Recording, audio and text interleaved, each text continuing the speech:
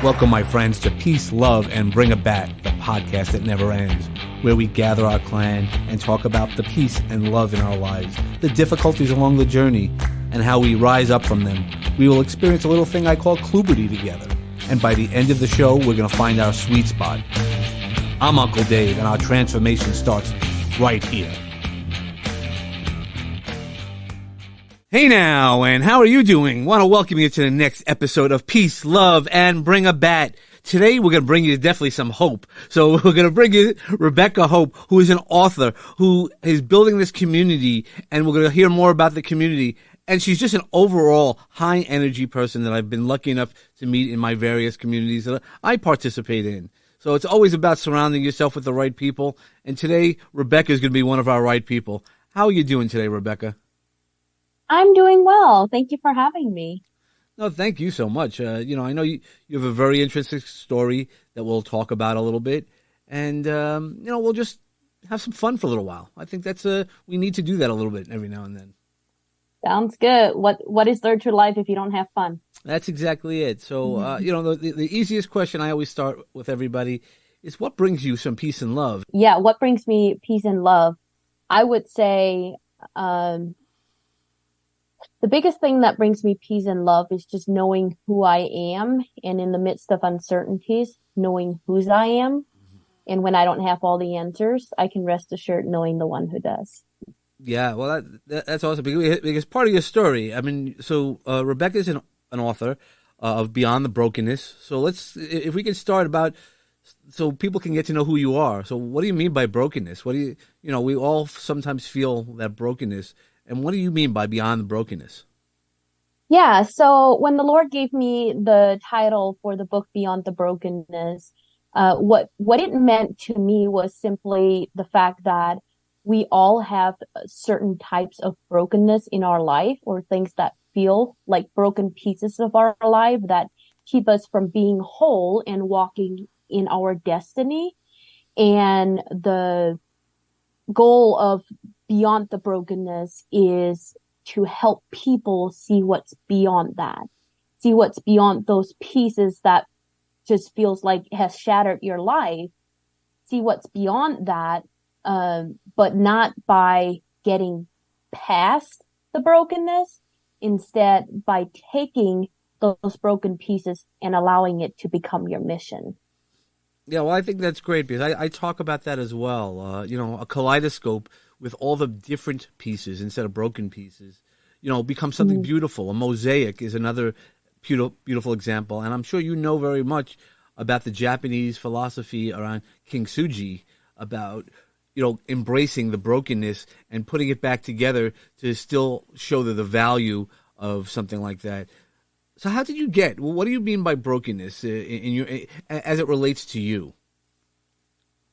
So in my life, the brokenness I identified as one of them would have been being bullied my entire school term, like my entire school life, really. And then coming home and feeling like those who were put in a position to protect me did not do that. And instead were actually one of my bullies. And the abuse I experienced at home that led me to becoming a suicidal bulimia by the time I was 8-9 years old. And then just going on into my teen years, I turned into a very rebellious and bitter teenager that did not want to be on this earth anymore and hated everything and everyone around her. And then that led to me escaping the Amish community. And then after that, it was in the process of finding what I was missing, which I didn't know what I was missing, but I was looking to fill that gap in my life, just to feel whole, feel like I'm enough. In the process of doing that, certain things happened that made me feel even more broken. One of them, which at 18 years old, it was about 2 weeks after I was raped by a drug addict after being roofied at a party. I attempted to take my life. And by the grace of God, I didn't succeed and I'm here now. But all of those things kind of added up and I identified them as broken pieces of Mm. me that kept me from being worth anything, kept me from walking in my destiny, kept me from feeling like I had anything to offer. Yeah, wow, that's pretty powerful. Thank you for sharing that. And and I'm not sure if everybody heard that. She was part of the Amish community, and I'm not very familiar with all the things. Much like, but from what I've been explaining, it's very similar to the other highly religious communities where the rules are what the rules are, right? It's an orthodox community of beliefs. So, what at 8 was going on between school and at home? I think it was just between, just at a very young age, feeling like I was different from my siblings. I was treated differently, feeling like nothing I ever did was good enough to get the approval of my parents. I always sought to do what I thought would get them to praise me and be proud of me. Every little girl looks up to their dad, wanting them to be proud of them. And I never had that. And I feel like at some point I just got to a place where I quit trying. And Mm. that's where I pretty much gave up on life and I convinced myself I was a mistake on this earth, that my existence was a mistake and uh, I was more of a nuisance to my family instead of a benefit, that I was only around because I was born. I happened to be born, but I wasn't what they wanted me to be. That was how I was feeling. Sure. Now, if that was the truth or not, I've never asked them that. That's just what was going through my mind, through my brain as a little girl. Right, and that's the point that I also want to make sure that we understand. This was the perception that you had as a young. It wasn't even a young adult. You were 8, so you were still in your childhood, and to feel that like that, and it's scary to need to talk to people about that, and to be in that, because you also felt like that from school, if I heard you say that correctly. Yes, yeah. My school years, even though I was a straight A student, I loved to learn. I definitely got that from my mom. She did not want to, she wanted to keep going to school after she graduated, but we could only go through eighth grade where I grew up. That's not was every Amish community. The Amish community I was with, they only allowed 8 years.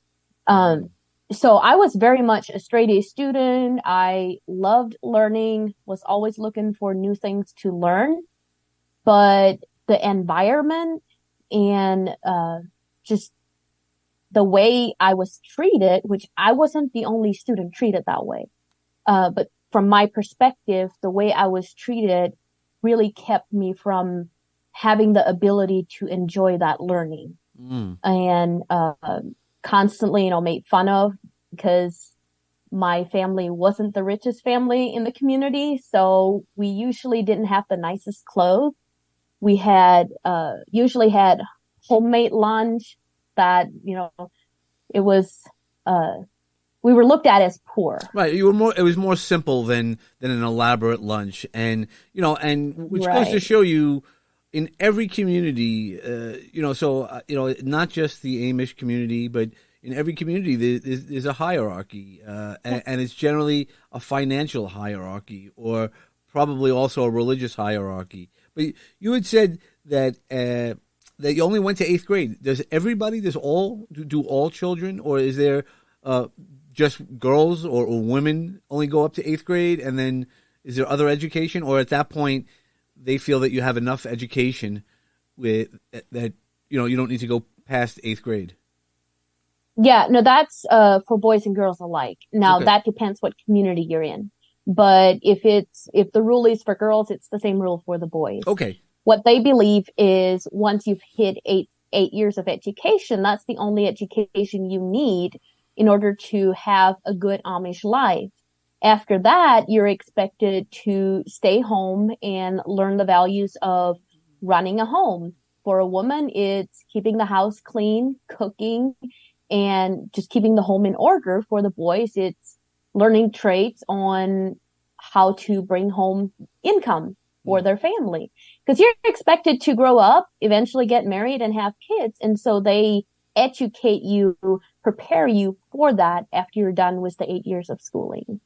Okay, that's interesting. I just wasn't sure because Yeah. I know that in other communities, you go to high school and then now because that's only so 8 years of education is really bringing you to 12, 13, 14 at the hierarchy, the highest. I was done at 13, yeah. Yeah, so at 13 and at that point, because you already weren't feeling great about yourself, how'd that transition start to go for you? So I always wanted to be a mom. I always wanted to, like, I pictured myself growing up, getting married and having kids and the whole 9 years of kind of what's expected of an Amish woman. But there was something missing, and I didn't know if I truly wanted that, if I couldn't find out what I was missing first. And so when I was done with school, I was relieved that I didn't have to go to school anymore and face my bullies, if you will. But home life was hard too. So there was, in my opinion, like there was no win for me. It was either school or here. And I didn't want either of them. So the transition was kind of a lose-lose situation for me, or so it felt. Sure. Now, the one question I want to ask is: so, after 8th grade, are you expected to then find a mate? Because you're still young at that point. Again, you said 13 in your case. So, Yeah. Was that expected at 13 to start to plan that, or is there still, the learning then, as you said earlier, was to learn more about taking care of the house. Now that you had all the knowledge to do that, then mom or whatever situation, sisters or siblings. Yeah. Could you explain that? So, yeah, some of them, they get married younger than others, but the average Amish person, I would say, gets married around 20, 21 years old. They definitely don't get married at 13. That's, we are done with school at that time, and now it's time to learn the traits of the home. It's time to learn what it means if you were to get married and have children. They want to make sure you're set up for that. So that takes quite a few years. For my family, the rules were you can't start dating until you're 16 and a half at least. It varies from family to family, from community to community. I didn't start dating until I was 17, and I really didn't want to. There were just barriers I had put up because the relationship I had with my dad kind of set the standard for what I expected of men. And it wasn't necessarily a good one. So I didn't know how I felt about this whole getting married thing and committing my life to a man. That was challenging for me. So, but yeah, to answer your question, that's kind of how it goes usually. And then earlier you had mentioned at 18, so around this time that you're starting to get out more. And was it, when you were getting out, was it more out of the community or still socially within the community? So what do you mean by getting out? When you like going out. Yeah, going out, because you said 17 you started dating. So when you started, being more social, I guess, in that way, was it only still staying within the community, or was it, going outside of the community and meeting people who have not been raised in the community? Got it. Yeah. So my community did not allow us to go outside the community. But for me specifically, I left the Amish soon after I was allowed to do that. Soon after I was allowed to go out dating, because again, it scared the crap out of me to think that I would go find a man and marry him at that time. But yeah, I left soon after, so I didn't have that whole Amish dating experience. I never dated an Amish man, Mm. and I don't feel like I missed out on that. So, yeah, that was, yeah. Okay. Yeah. No. It's just it's so interesting. So, uh, you also had mentioned that at 18 you had got this experience where you were physically abused and raped. I mean, you said raped. So how'd you get out of that? Because that's got at 18 where you're sort of just experiencing freedom and then having something that traumatic to go through. I can't imagine it. Yeah. So how did I get out of that? Well, first, I didn't even know what rape was. I didn't have a label for it. I didn't know that what happened to me was wrong Mm. until later. I just knew I felt so broken that it was another confirmation that me being on this earth was a mistake, that I didn't belong here and I was only here to be used and abused. That's how I felt. Now, how did I get out of it was me understanding who I truly am, what my identity is, and then separating that from what happened to me and realizing I am not what happened to me.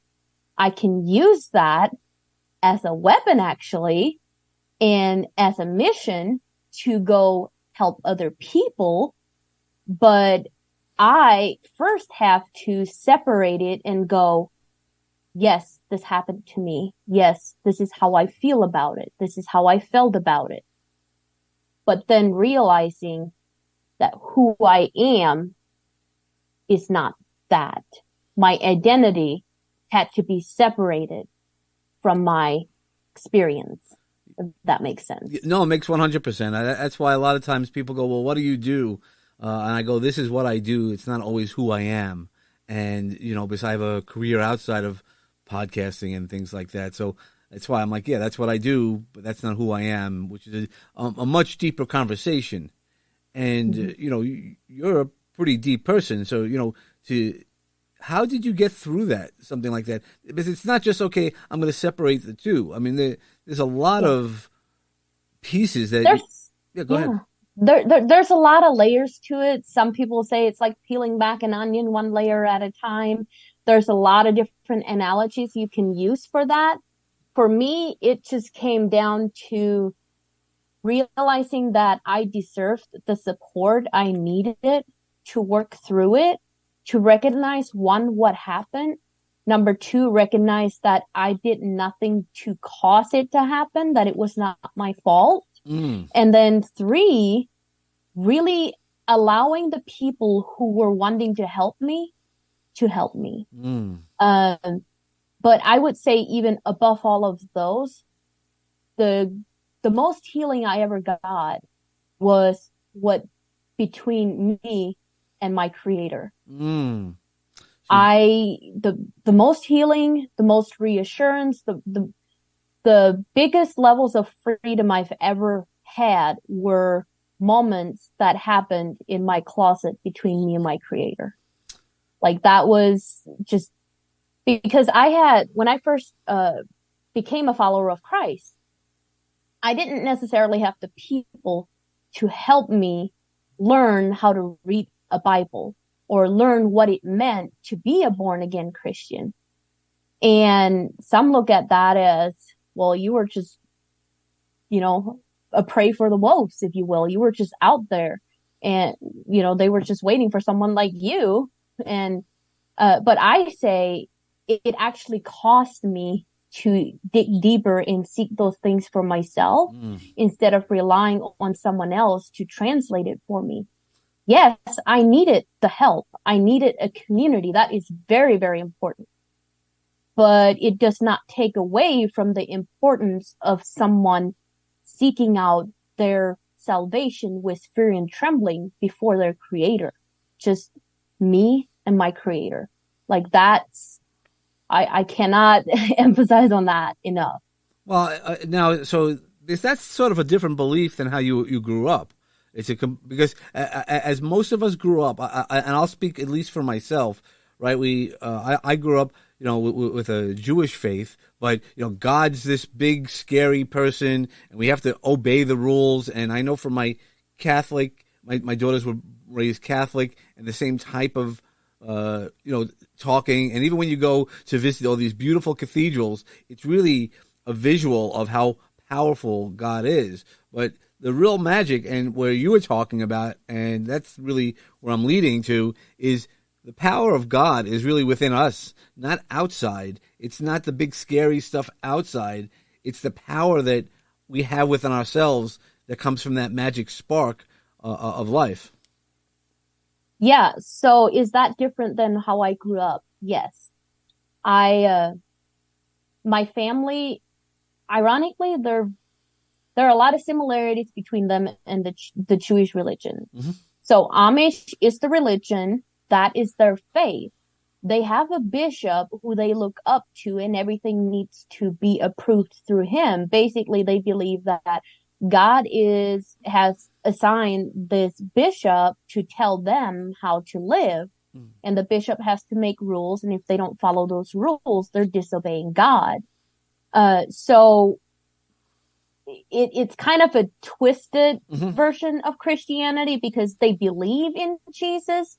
They believe that Jesus died on the cross, but they don't believe that he died on the cross for their sins. And that's the way to salvation, that Jesus is their salvation. And now they don't have to work to get to heaven anymore. They are still work-based. Right. They believe you get to heaven based on how good of a person you are, and that you have to earn your way to heaven.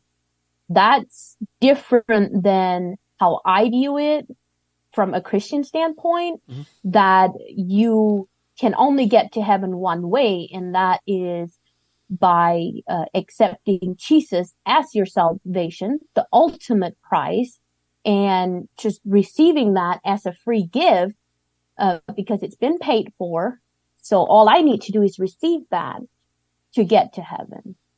And you find the peace within yourself. I mean, that's the beauty, is knowing what you know, or the beliefs that you have, but the power is within yourself, and having that becomes that much more powerful, because you don't look for the outside and going for acceptance for anything. It's knowing inside of you that the love that the universe has for us, God has for us, really is there, and we just have to find the barriers within ourselves to then allow the outside world to receive the love that we have, because we're all just one energy. We're one energy being, just doing things differently. Yeah, and the energy we give out to other people is very important, because we're called to be the light and shining armor for others who don't have the light. So very important, yeah. Yep, that's why we need to keep speaking of the message. Now, how did you find this message? So, as your growth, I mean, still, when you left at 18, you're not 18 anymore. But, how did you go through this? Because it's not so easy. It's not just easy as saying, I went inside. Because at 18, I don't know that, I mean, maybe you could. I know at 18, I couldn't go inside. I mean, it took me a lot longer than that, because I resisted. So I guess part of that is, how did you not resist what you needed to do? I resisted for a long time. I used to be scared of myself more than I was scared of anyone else. And that's why I was scared of others, because I first and foremost was scared of myself. I was scared to look within because I didn't know what I would find. And nobody had ever taught me how to look inside. It was through a process of getting to know who Christ is, and then getting to know who I am in him, and understanding that I'm worthy of his love, that I am truly, if I allow him to, he will put those broken pieces of me back together and help me use it as a message for the world. But I have to allow him to do it. Well, and I want to ask you, just as an understanding for myself, is he putting the pieces back together, or is he guiding you to have you put the pieces back together for yourself? So the way I would say it is I have to allow him to put it back together. Mm. So it's it's like a marriage. You have to work together. I have to do my part, but then also allow him to do his part. Sure. My part is submitting to him, submitting my broken pieces to him, and then his part is to put it together and say, this is who I see you as. And that's kind of like how I see it. And how does he communicate? I mean, like I'll say I'll get a download, not necessarily, it's just a strong feeling, an intuition that then I get the tingles on my, around my neck, and I'm like, all right, yep, that's it. That's right. Versus me just going with my head, what my head wants. That's always led me to a lot more trouble doing what my head wants versus what my heart wants, and allowing the unconditional love to flow through. And so some call it your gut feeling. The Bible does say my sheep will know my voice. So if we are his children, we will recognize his voice. He speaks to me in different ways. Sometimes it is that you just get that feeling when you know that you're supposed to do something, that intuition. God has spoken to me through other people.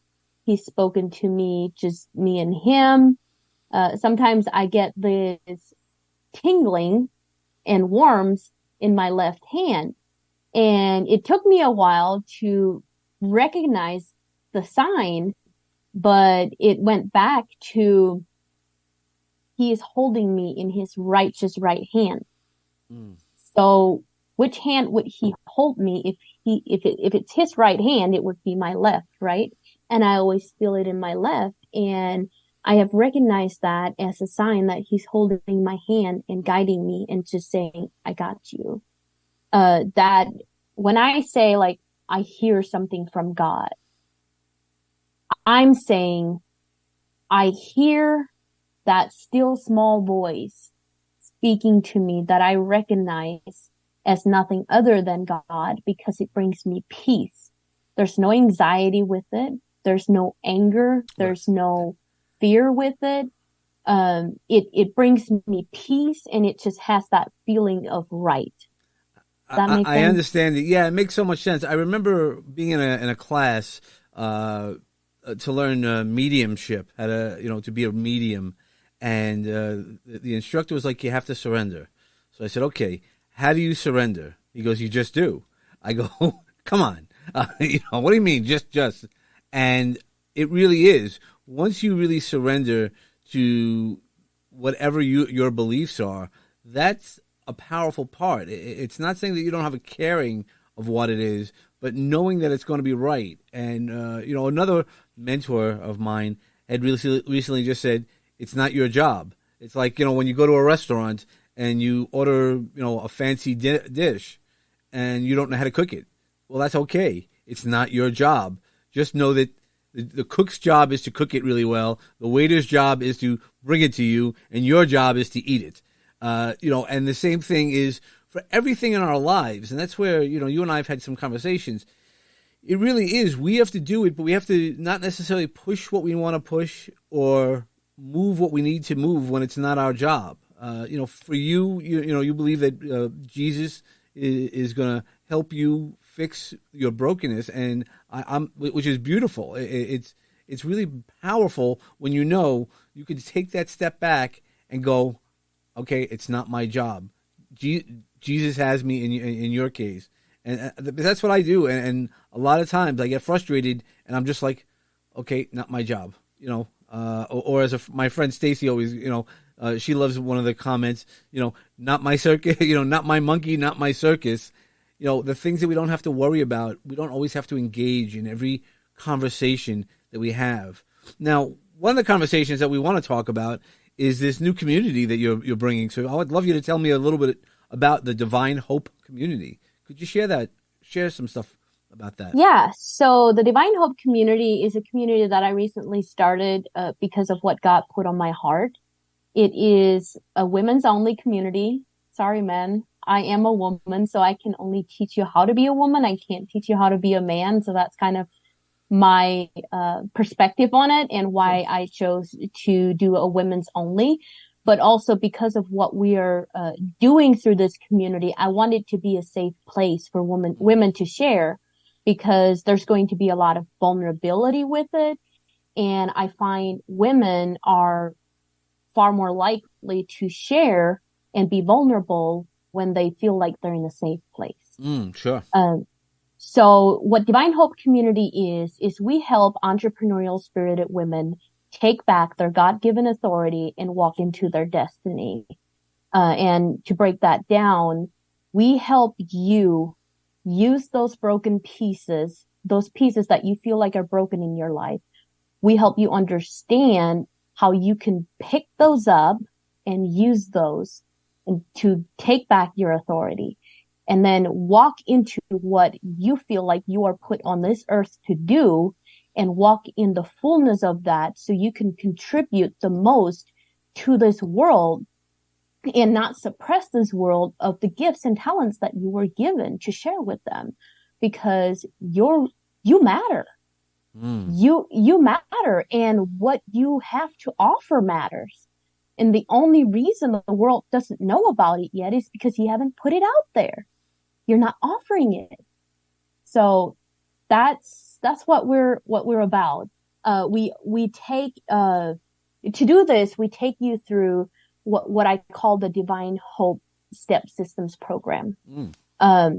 And I broke down the Divine Hope into, I love, the D stands for something. I forgot what that's called, but I love doing that. Taking a word. The acronyms. Yeah. I love acronyms also. Yeah. Like my On the Path stands for personal attitudes towards happiness, or even the BAT stands for bringing an awesome thought or being authentic today.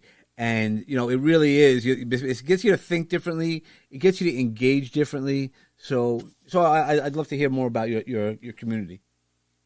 Yeah. So I was just going to run through the acronyms really quick. Sure. But first, I want to make sure you know that this is your community, and we are making it as you-oriented as we possibly can to help you understand that you is the person we're trying to reach.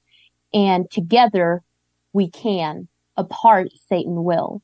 So I want it to be a united, diverse community of women helping women become more empowered and stronger in what they're called to do.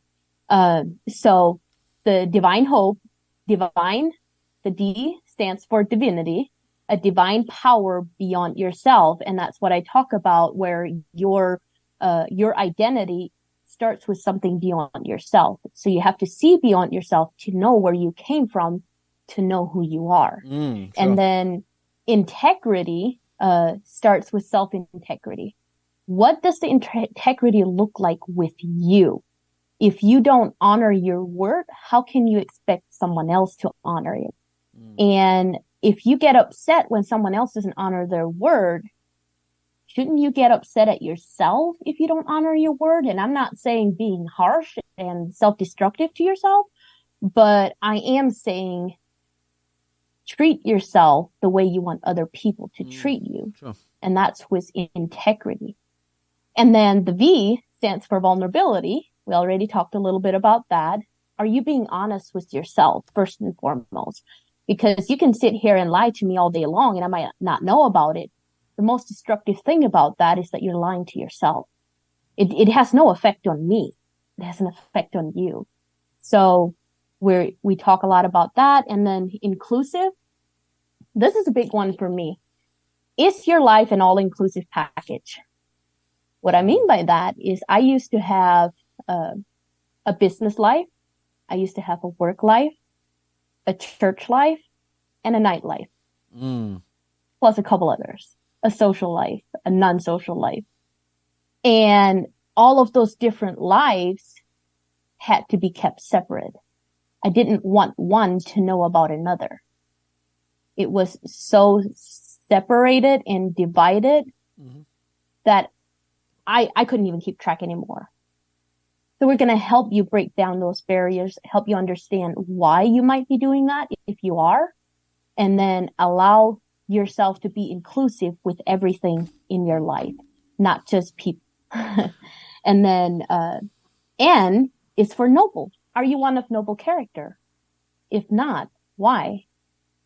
And then embrace the things that come your way. And this is really, really huge because we talked a little bit about that earlier where we resisted. What's the opposite of resist? Embrace. I had to stop resisting the fear of who I thought I might be if I looked inside. And I had to start embracing the reality that once I look inside, I'll figure out how to handle it. And it's amazing the freedom that comes with that. And then and only then can you walk in hope. So that's divine. And I believe that only by going through those steps and truly understanding them and having freedom in them, only then can you truly walk in hope every single day. And what hope stands for, H is for health in every area of your life, opportunity in every area of your life, prosperity in every area of your life, and then encounters on daily basis with your inner power, that divine being that you started with. So it comes full circle. You start with something beyond yourself, and then you end with encounters with that divine being every single day, that future generations will praise the Lord for the decisions that you've made because you chose to overcome the things your father, your mother, or your grandparents chose not to. It was all a choice, whether they knew or not. You chose to do something better. Right. It's those limiting beliefs and how to overcome those limiting beliefs that really is where all of our strengths are, because how we learn those things or how we experience it. It doesn't mean that's how it was intended on putting on ourselves, but how we experienced it and how we saw it through the filters of our eyes till we were able to clean that up. Yeah. No, but that's incredible. How would people be able to reach out to you and join the community if they wanted to? Yeah, so the easiest way is really to just reach out to me via Facebook or Instagram under Rebekah Hope. We have a website that should be up any day called yourdivinehope.com, yourdivinehope.com. I also have a personal website, RebekahHope.org, spelled the same way as my name. Yeah, and then I also have an email, info@RebekahHope.org. So there's a lot of different ways you can reach out to me, but the fastest way will be social media. Okay, no, definitely, and we'll put a lot of those in the notes. And so you've given us a lot of things, just how to overcome, how to work through life challenges, a little bit of a insight onto the community, how you grew up, and how you got to where you're here through. For you, it was through the outside influences of God, but that you brought into yourself, right? It's because how you explained it is God's outside, but He's also inside us, and He's able to heal us as well as we don't resist. That's where most of us get stuck, is resisting the opportunities because we think we know better and stuff like that. What's one, as we're rounding up the episode, what's one thing that you would like to share with somebody who might be in any of the circumstances you were in life, either for guidance or a resource that you might have had, or both? Yeah, so a motto that I live by, I share it with every single episode I'm on. Every time I share my story, I always share this. It's do what you can with what you have from where you are, because there is hope for all, including you. And you will realize that no matter what situation you are in, when you can look at what you have instead of being afraid of what you don't have, you'll realize you have everything you need already inside of you to make the next step that will lead to wherever you want to go. Sure. It's a matter of recognizing that. And that is something I'm super passionate about too, is helping people realize the answer is already inside of them. The longer you spend looking for it on the outside, the longer you're going to be trapped in this false belief that you're not worth what you are, that you don't hold the value that you do. The truth is you're far smarter than you will ever know. You just have to tap into that, and you have to realize that your brain will come up with unbelievable answers if you just ask the question. Yep. It's amazing. It is. You know, the more that you're like, well, how can I figure it out? If we live in that ideal, that limiting belief of, I can't do that, then you can't. You're right. But when you say, I know I can, I haven't found the right way yet, that becomes that much more powerful. Yep. Okay. Well, yeah. Thank you so much for your time and knowledge. And we'll probably have you back, because I know you had also mentioned you might be coming out with another book in the next few months. So are you finishing up writing it, or is it it's in editing? It's not in the press yet, okay. But it's really close. And we're the goal right now is to publish it the end of April or the 1st of May. We don't have a release date yet, so I don't want to give you an exact one. Sure. That's just tentatively what we're looking at, is the end of May or the end of April or the 1st of May of this year. And that book will actually be a sequel to my first book. So if you've read my first book, this will be an extension of that. So super excited to release that to you guys. Okay. And the book again is on her website, which is RebekahHope.org. You can find the book also on Amazon, but I would say go to her website, get the book through her, because then she'll personalize it, autographed it. Amazon, you will not get an autograph unless you see her at one of her book signings or anything like that. And so, Rebekah, thank you so much for sharing some knowledge with us, sharing a little bit of your story, and also to make sure that we understand that the power within is so much more powerful than the power without. It's all within us. All the answers are within us. And, that just leads us to, peace and love is exactly how we started out.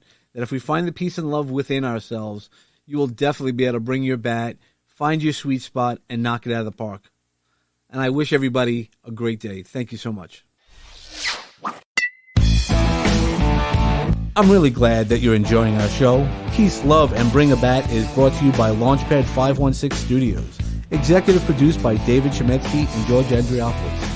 Music selections by James Grant, Zach Nelson, and James Gaither, and licensed through Storyblocks. Sound effects and sponsorship music licensed through Epidemic Sound. Peace, Love, and Bring a Bat is hosted with Podbean.